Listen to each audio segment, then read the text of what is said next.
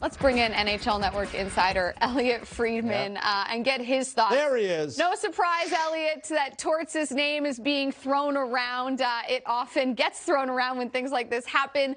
Is it a realistic possibility that John Tortorella could end up being the head coach of this New York Rangers team? I think it's a possibility. I don't think it's impossible, Jackie. I would say that. I just listened to you and EJ talking, and they are going to look for experience first and foremost, and he definitely is that. I think there are certain people in the MSG hierarchy who really like Tortorella.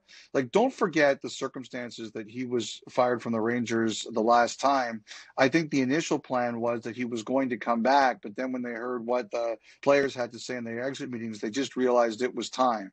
So I don't think it's impossible. I don't know if I would say he's the favorite, but I would definitely think he's in the mix. I'm not sure if I could handicap a favorite at this time. Like, I saw that list.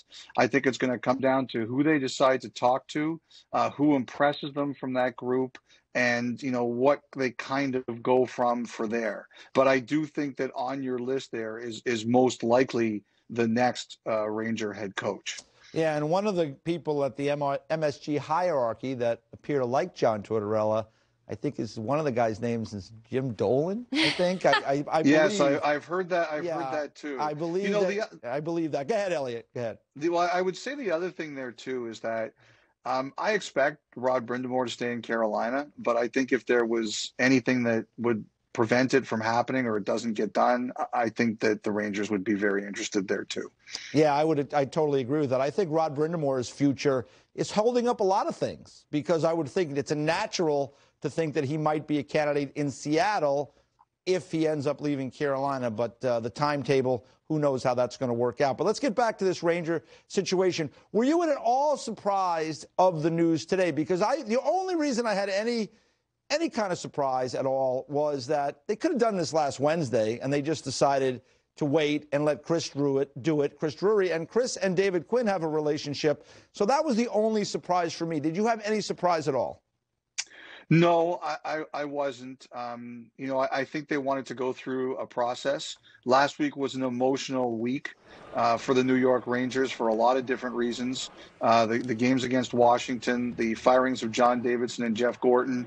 And, I think while we all kind of expected that this was going to happen today, I think they also wanted to take a deep breath and follow a process, allow Chris Drury to make the call for one thing.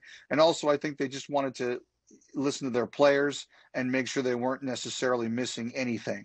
So I think that's kind of where it was. I had an inkling that it might be today. I didn't think it was going to be Monday. I didn't think it was going to be yesterday, but I wasn't 100% certain it was going to be today. Obviously it was, but I think the most interesting thing is, what's going to be Quinn's next step? Is he going to go back to college coaching? I think there's going to be opportunities for him there. And now there's an opening in Buffalo. And even though Kevin Adams said that their current candidate, Don Granato, is somebody who says he's ready for the job, he's going to go through a process. They have a Jack Eichel situation right now. And I do wonder if the Sabres are going to say, do we solve that problem if we take a look at David Quinn?